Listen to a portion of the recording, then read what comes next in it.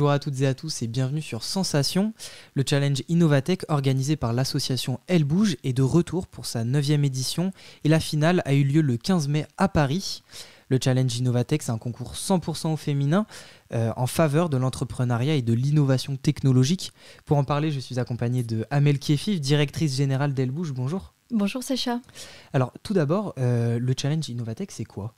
Le challenge Innovatech, c'est un challenge 100% féminin qui se déroule dans toute la France, dans plusieurs régions. Cette année, on a eu 21 régions, de nos 21 délégations régionales qui ont décidé d'organiser le challenge dans leur région localement. C'est un challenge qui va réunir des marraines, elles bougent, je vais vous parler de ces personnes, des étudiantes et des lycéennes qui se réunissent pendant une journée pour travailler sur un projet sur la thématique de l'industrie du futur. Et justement, pourquoi organiser un concours de ce type réservé aux femmes ? Quel est l'objectif du challenge ? L'objectif, il va répondre à la création même de l'association Elle Bouge, qui a été créée il y a 20 ans, enfin bientôt, ça fait 19 ans cette année, par Marie-Sophie Pavlak, qui est la fondatrice. Elle a créé cette association à la demande de DRH, de groupes industriels qui avaient un besoin d'attirer des filles, des femmes, dans des carrières et filières de scientifiques, de techniciennes et d'ingénieurs.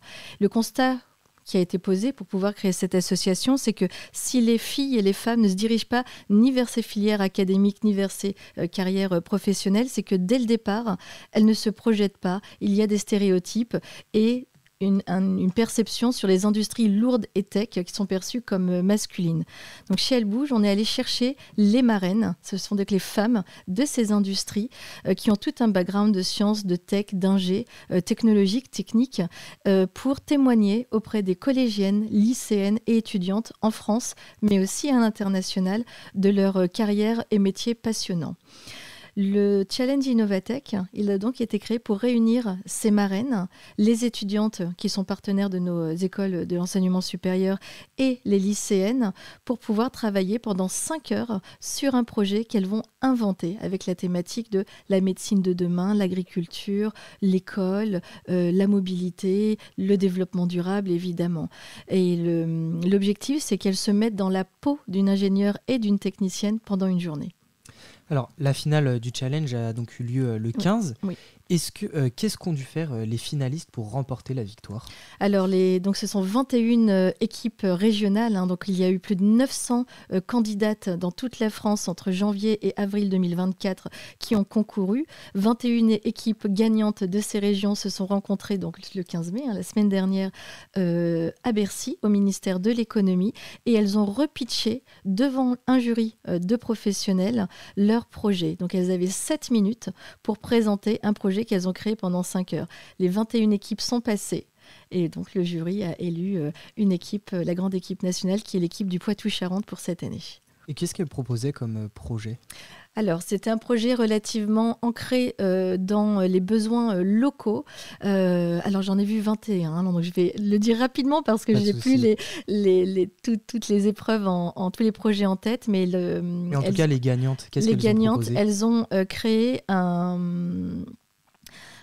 un simulateur de désalinisation et décalcification de la mer dû au changement climatique qui fait que l'eau devient plus salée, plus calcaire, plus alcaline et donc de manière à pouvoir sauver les crustacés et toute la flore et la faune de la région de La Rochelle. Alors, à travers le challenge Innovatech, vous offrez aux lycéennes et aux étudiantes l'opportunité de travailler sur des projets de haute technologie. Oui. Pouvez-vous nous expliquer ce que vous entendez par ce terme et qu'est-ce qu'elles peuvent faire lors de ce concours ? En fait, l'objectif, c'est vraiment de leur faire prendre conscience qu'en quelques heures, dans une équipe 100% féminine, des femmes, des filles, sont capables d'inventer des produits, des applications, des objets, de créer des projets 100% novateurs et qui vont répondre et à des besoins de marché et à des besoins industriels, de pouvoir le pitcher, donc d'être même dans la peau d'une entrepreneur, de pouvoir le présenter, donc avec des éléments marketing, et de donner également des un qualificatif financier pour leurs produits, pour leurs projets. C'est vraiment l'objectif de leur donner le goût de la recherche, le goût de la science, qu'elles comprennent qu'est-ce que c'est également de travailler en équipe et en équipe intergénérationnelle aussi. Toute la partie technique, technologique, c'est grâce aux marraines qu'elle est apportée avec leur expérience professionnelle, puisqu'elles sont toutes soit techniciennes, soit ingénieures. Et alors, n'importe quelle lycéenne ou étudiante peut participer, ou alors est-ce qu'il faut des prérequis? Et comment sont constituées les équipes, notamment avec les marraines? Non, il n'y a pas de prérequis à part être une fille, évidemment. Les lycéennes, ce sont soit leurs professeurs, soit les proviseurs qui les inscrivent directement au Challenge Innovatech auprès de nos délégués régionales, soit elles ont un lien également avec nos délégués régionales. Donc c'est le seul prérequis d'être disponible le jour J et d'avoir envie de travailler sur ces projets. Alors, au-delà de l'aspect technique, ce challenge, il apporte beaucoup aux participantes. Était-ce le but de les aider à prendre confiance en elles, développer leur créativité ou même travailler leur éloquence avec des prises de parole en public? C'est tout ça. C'est vraiment, vous avez résumé absolument tout ça. On a des filles qui arrivent, et même des étudiantes parfois, qui n'ont pas vraiment confiance en elles ou qui s'inscrivent parce que la copine s'est inscrite et donc on l'accompagne pour être à deux sur le projet, et elles se découvrent vraiment des capacités et possibilités et d'apport dans le projet, et de pouvoir ensuite le présenter. Il y a un partage de la parole, il y a des répétitions avant le jour J et le jour de la finale, devant un public qui est composé de plus de 200 personnes cette année au ministère de l'économie. Donc elles vraiment prennent conscience de l'importance de leur apport, des ressources académiques et des projets qui peuvent avoir une portée industrielle assez impactante. Et les projets présentés lors du concours peuvent-ils voir le jour s'ils sont vraiment prometteurs, notamment ceux des gagnantes?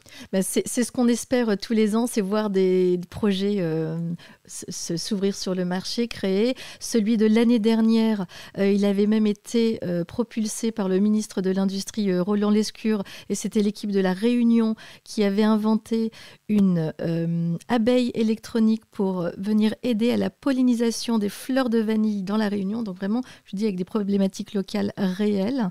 Donc là, je pense que c'est encore en cours d'incubation. Ensuite, c'est juste un problème de